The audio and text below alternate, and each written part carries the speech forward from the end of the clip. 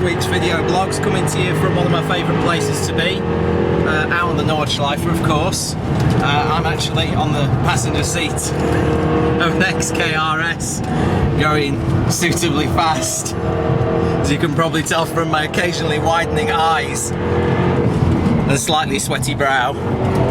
I'm not doing the driving because I'm holding this camera.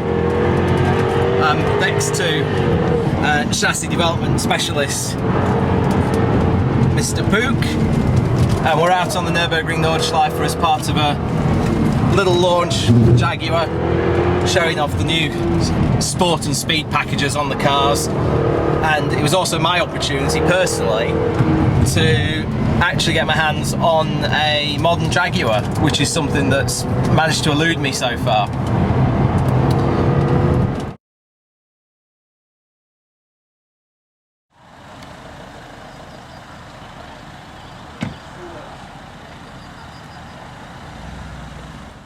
We're on board the XJ Supersport. With me is David Pook. David, could you describe your role at Jaguar? Yes, hi there. I'm a technical specialist in vehicle dynamics, so suspension tuning for Jaguar Land Rover.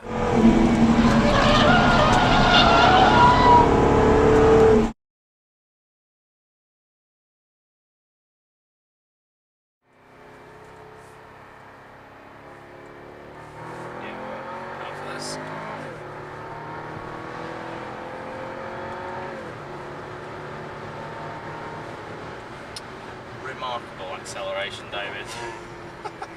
Got some get up and go for a luxury car up a hill.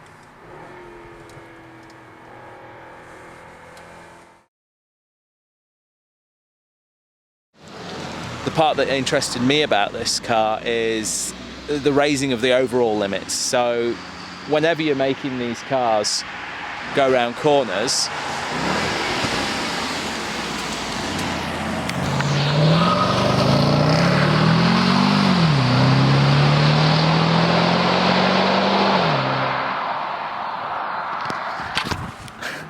we're back. Often when people are making big luxury sedans handle a little bit better, it's a compromise situation. You're compromising things like ride comfort versus performance, handling feel versus the ability to go down a bumpy road without shaking your fillings out. But the Jaguar uses a lot of top-end, really high technology stuff to give you the best of both worlds. So for example, the damping is changeable. Now, yeah, lots of cars have adaptive damping. You know, companies can just rock up to contractors like Bilstein and say, hey, Bilstein, build us an active damping system. Jaguar use Bilstein's hardware, but they do their own software. And that's important because they're meshing a proprietary system of their own with many other important parts as well, such as the differential is completely active. It can go from 0% lock to 100% lock in like 30 milliseconds.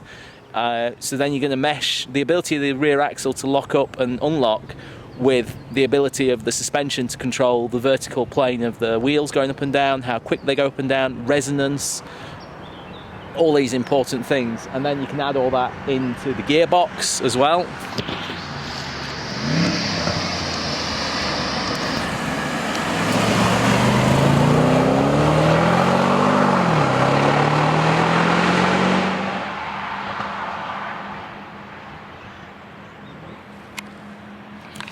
And you have all these important systems all working together with each other to produce something that can go down a bumpy road in perfect comfort, as well as flick it all to sport, dials go red, and all of a sudden you've got a 2-ton car that feels light on its toes, like a car that's 700 kilos lighter. It's quite an interesting achievement, just one that I wanted to share with you.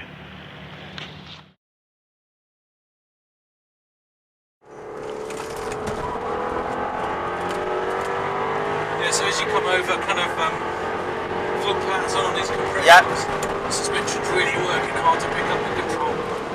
And then as you go over the crest, it kind of knows where the control is. So short and quads is the same. It picks, as the car goes over the crest, the dampers firm up. They know where the wheel is in its travel. Yeah. And it all goes for them.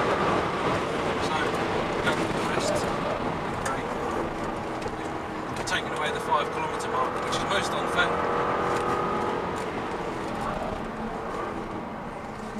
Similarly for Fuchs roll, so as you go into Fuchs roll, And the car compresses car goes into completely. compression. Before the wheels get to the full bump end of travel, they'll already sense what's happening because they can see the wheel moving quickly into bump, and they'll pick up the control.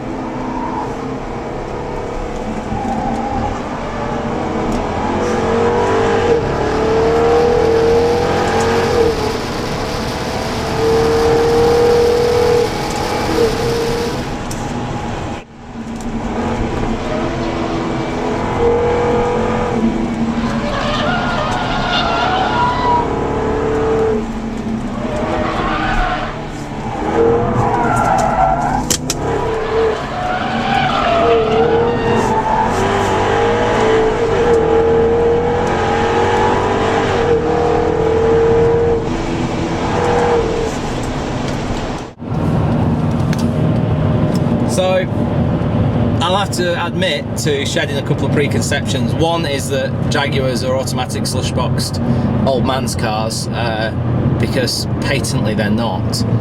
I had this terrible preconception that a car with an automatic gearbox is something I should offer to my dad to drive the dog down to the park in, and not something to go around the Nürburgring in. A few things that have opened my eyes. Number one is all the Jaguars I've tested today have fantastic steering feel, and as I've said before, I don't care if a car does 10 minutes around the Nürburgring or 20 minutes. If it's not fun to drive, I'm not interested. And all the Jaguars were fun to drive. Even the XJ limousine, the XJL long wheelbase, was absolutely riotous to drive fast on the Nordschleife, which is pretty amazing. They've got supercharged 5-litre petrol V8s with over 500 horsepower, so I don't think there's anything you can say against that, unless you're a member of Greenpeace, in which case you're on the wrong website. Off. And finally, the automatic gearbox, the way it works, the lockup, it's locked up in 3rd, 4th, 5th and 6th instantly, so it's like a manual, and the changes are instant. You click down the gears, you can stack up quite a few gear changes, so you can come down 2-3 gears at a time, and the response is always immediate. I'm bloody impressed. We're just leaving the Nürburgring now and driving back at a sedate pace, cooling down that big 5-litre lump of aluminium in the front that's probably holding quite a few kilowatts of heat right now. This was Bridge to Gantry, and that was Jaguar. See you later.